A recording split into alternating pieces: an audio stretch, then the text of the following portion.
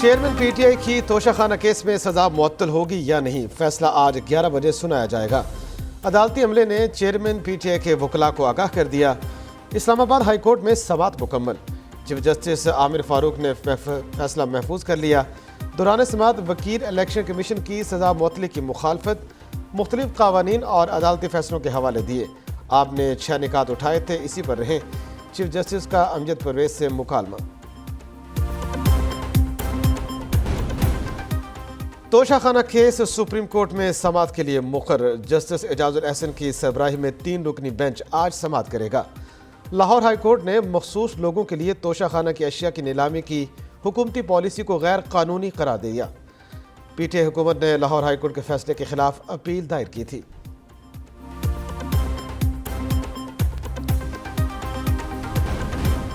Chairman P T I کی jail میں دیسی گھی سے بنے کھانوں سے تواضع، فرمائش پر دیسی گھی میں تیار مٹن اور دیسی چکن کھلایا جاتا ہے۔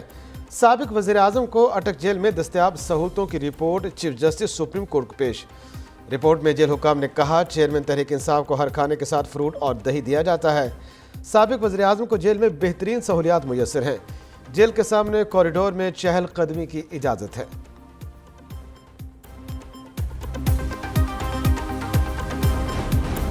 پرویز خٹک نے چیئرمین پی ٹی آئی کو فرعون قرار دے دیا۔ چیئرمین پی ٹی آئی ملک کے تاحیات بادشاہ بننا چاہتے تھے، ان کی کام کرنے کی نیت ہی نہیں تھی۔ سابق وزیر اعظم کہتے ہیں کہ جس کا دل کرے چلا جائے، مجھے کوئی فکر نہیں۔ چیئرمین پاکستان تحریک انصاف پارلیمنٹیرینز پرویز خٹک کا مانسہرہ میں جلسے سے خطاب، کہا چیئرمین تحریک انصاف فوج کے خلاف انقلاب لانا چاہتے تھے، اگلے انتخابات میں تحریک انصاف کا خیبر پختونخوا سے صفایا کریں گے۔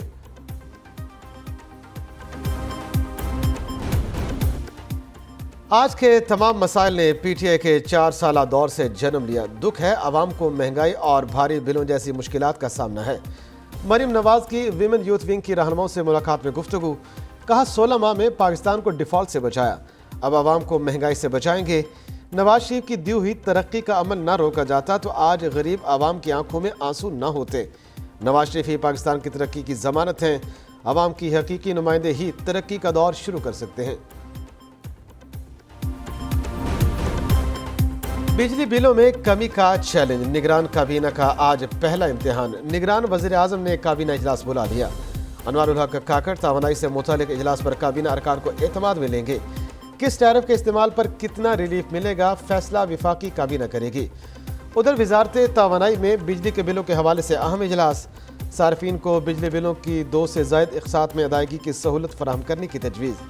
صارفین کو بجلی بلوں میں 1 سلیب بینیفٹ دینے کی بھی تجویز۔ اضافی رقم نومبر، دسمبر اور جنوری میں ایڈجسٹ کرنے کی تجویز۔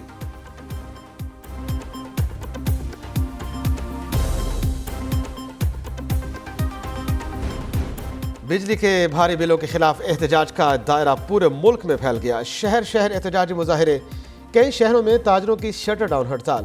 راولپنڈی میں شہریوں نے گریڈ اسٹیشن کا گھیراؤ کر لیا۔ رحیم یار خان اور بہاولپور میں شہریوں اور دکانداروں نے بل جلا دیے۔ راجن پور میں مظاہرین نے ٹائر جلا کر روڈ بلاک کر دی۔ گجرانوالہ میں شہریوں کا غصہ کسی صورت کم نہ ہوا۔ قصور میں محنت کش نے بل جمع کرانے کے لیے چندہ مانگنا شروع کر دیا۔ گیپکو نے چائے بیچنے والے شہری کو 78,000 روپے کا بل بھیج دیا۔ گجرانوالہ کے شہری نے قرضہ لے کر بل ادا کیا۔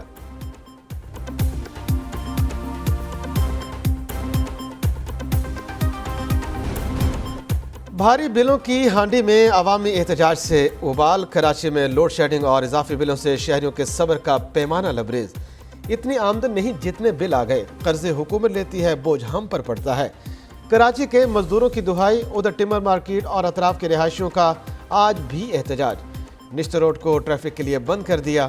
حیدرآباد میں تاجر برادری کی جزوی شٹر ڈاؤن ہڑتال، ریشم بازار، شاہی بازار، صرافہ بازار میں دکانیں بند رہیں۔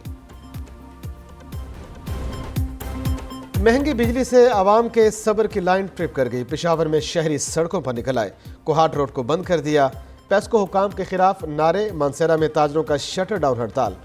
جگہ جگہ احتجاج، بل نظر آتش کر دیے۔ سوابی میں تاجروں اور شہریوں کا امریکہ مردان روڈ پر بجلی کے بل نظر آتش کیے۔ بٹگرام، بٹخیلہ اور درگئی میں بھی بجلی کے بلوں کا بائیکاٹ کیا گیا۔ شہریوں کے IMF کا ایجنڈا نامنظور کے نعرے۔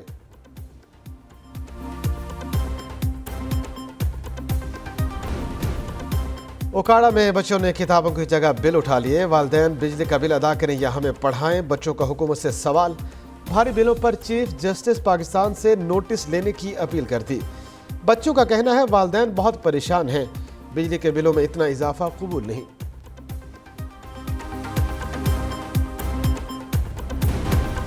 بجلی کی بچت کے لیے میٹر پر نظر رکھنا ضروری۔ میٹر میں روشن ہونے والی 5 لائٹس کا براہ راست تعلق صارف کی جیب سے ہوتا ہے۔ اگر میٹر میں تاریں درست نہ لگی ہوں تو خرابی کے باوجود پیسوں کا میٹر آن رہتا ہے۔ یہ 5 لائٹس کون کون سی ہیں، کیسے کام کرتی ہیں، ان لائٹس کا بلوں میں اضافے سے کیا تعلق ہے، ان سب سوالوں کی رپورٹ شامل ہے اسی بلیٹن میں۔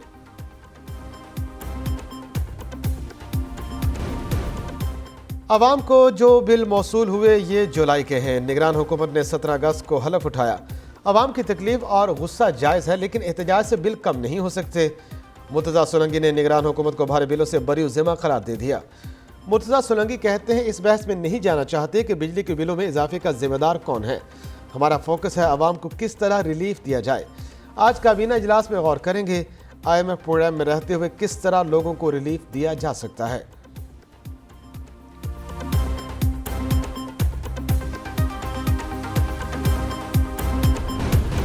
آرمی چیف کی معیشت کی بحالی کے لیے نگران حکومت کو مکمل تعاون کی یقین دہانی۔ انوار الحق کھاکڑ کی زیر صدارت خصوصی سرمایہ کاری سہولت کاری کونسل کی ایپیکس کمیٹی کا اجلاس۔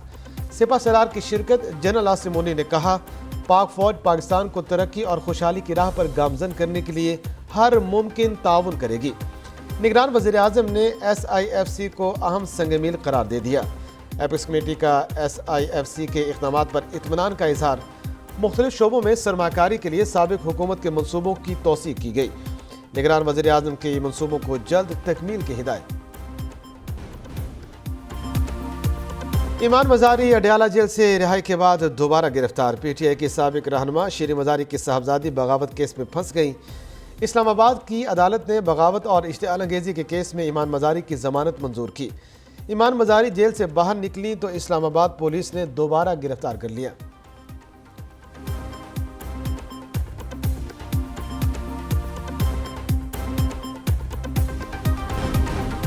عام انتخابات کے لیے الیکشن کمیشن میں مشاورت کا عمل تیز۔ حکام کی MKM پاکستان اور جماعت اسلامی سے مشاورت۔ متحدہ نے الیکشن کمیشن کے نئے حلقہ بندیوں کا فیصلہ درست قرار دے دیا۔ کراچی کی قومی اور صوبائی اسمبلی کی نشستوں میں اضافے کا بھی کہہ دیا۔ مشاورت کا اعلامیہ جاری۔ جماعت اسلامی کا حلقہ بندیوں کے ساتھ انتخابی شیڈول کے اعلان کا مطالبہ۔ 9 روز میں انتخابات نہ ہونے پر تحفظات کا اظہار۔ اعلامیے میں کہا گیا الیکشن کمیشن جتنا جلد ممکن ہو حلقہ بندی کا کام مکمل کرے۔ مسلم لیگ نون کے بڑوں کے لندن میں ڈیرے۔ سابق وزیر خزانہ اسحاق ڈار بھی پہنچ گئے۔ مسلم لیگ نون کے قائد نواز شریف کی لیگی رہنماؤں سے ملاقاتیں جاری۔ سابق وزیر اعظم کی وطن واپسی، آئندہ انتخابات کے حوالے سے مشاورت۔ نواز شریف کی شہباز شریف کو اتحادی جماعتوں کے رہنماؤں سے ملاقات کی ہدایت۔ سابق وزیر اعظم وطن واپسی پر اتحادی جماعتوں کے قائدین سے بھی ملیں گے۔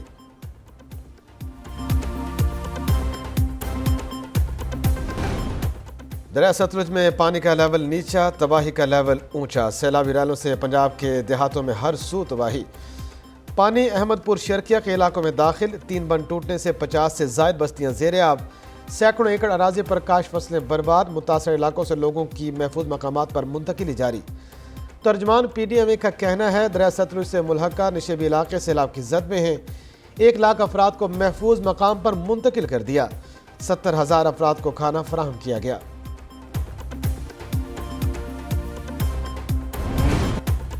یوٹیلیٹی سٹورز شہریوں کو ریلیف دینے میں ناکام۔ مہنگائی میں اوپن مارکیٹ کو بھی پیچھے چھوڑ دیا۔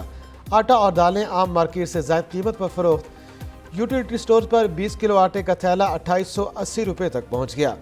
اوپن مارکیٹ میں 20 کلو کا تھیلا 2817 روپے میں دستیاب۔